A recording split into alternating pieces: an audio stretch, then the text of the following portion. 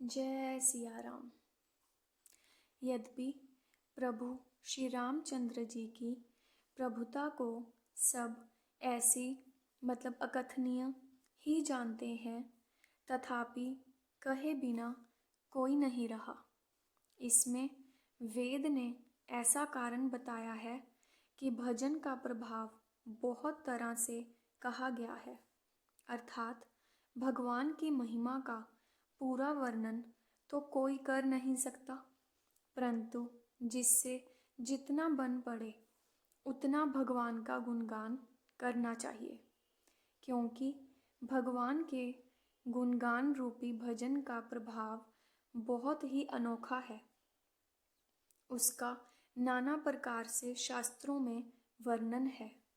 थोड़ा सा भी भगवान का भजन मनुष्य को सहज ही भव सागर से तार देता है। जो परमेश्वर एक है, जिनके कोई इच्छा नहीं है, जिनका कोई रूप और नाम नहीं है, जो अजन्मा, सच्चिदानंद और परम धाम है, और जो सब में व्यापक एवं विश्व रूपी है। उन्हीं भगवान ने दिव्य शरीर धारण करके नाना प्रकार की लीला की है।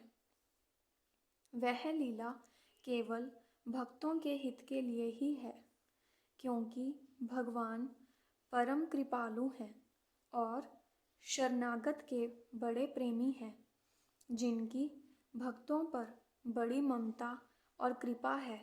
जिन्होंने एक बार जिस पर कृपा कर दी, उस पर फिर कभी क्रोध नहीं किया। वे प्रभु श्री रघुनाथ जी गई हुई वस्तु को फिर प्राप्त करने वाले गरीब निवाज दीनबंधु, सरल स्वभाव, सर्वशक्तिमान और सबके स्वामी हैं। यही समझकर बुद्धिमान लोग उन श्री हरि का यश वर्णन करके अपनी वाणी को पवित्र और उत्तम फल मोक्ष और दुर्लभ भगवत प्रेम देने वाली बनाते हैं। उसी बल से महिमा का यथार्थ वर्णन नहीं, परंतु महान फल देने वाला भजन समझकर भगवत कृपा के बल पर ही मैं श्री रामचंद्र जी के चरणों में सिर नवाकर श्री रघुनाथ जी के गुणों की कथा कहूँगा। इसी विचार से वाल्मीकि, व्यास आदि मुनियों ने पहले हरि की कीर्ति गाई है। भाई, उसी मार्ग पर चलना मेरे लिए सुगम होगा।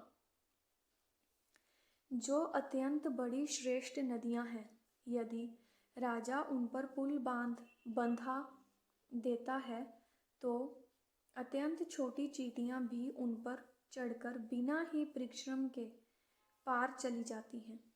इसी प्रकार मुनियों के वर्णन के सहारे मैं भी श्री रामचरित्र का वर्णन सहज ही कर सकूंगा। इस प्रकार मन को बल दिखलाकर मैं श्री रघुनाथ जी की सुहावनी कथा की रचना करूंगा। व्यास आदि जो अनेकों श्रेष्ठ कवि हो गए हैं, जिन्होंने बड़े आदर से श्री हरि का सुयश वर्णन किया है, मैं उन सब श्रेष्ठ कवियों के चरण कमलों में प्रणाम करता हूँ। वे मेरे सब मनोरथ को पूरा करें। कलयुग के भी उन कवियों को मैं प्रणाम करता हूँ, जिन्होंने श्री रघुनाथ जी के गुणगान समूहों का वर्णन किया है।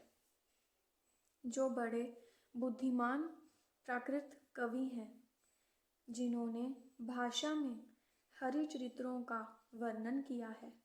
जो ऐसे कवि पहले हो चुके हैं, जो इस समय वर्तमान हैं और जो आगे होंगे, उन सबको मैं सारा कपट त्याग कर प्रणाम करता हूँ। आप सब प्रसन्न होकर यह वरदान दीजिए कि साधु समाज में मेरी कविता का सम्मान हो, क्योंकि बुद्धिमान लोग जिस कविता का आदर नहीं करते, मूर्ख कवि ही उसकी रचना का व्यर्थ परिश्रम करते हैं। कीर्ति, कविता और संपत्ति वही उत्तम है जो गंगा जी की तरह सबका हित करने वाली हो।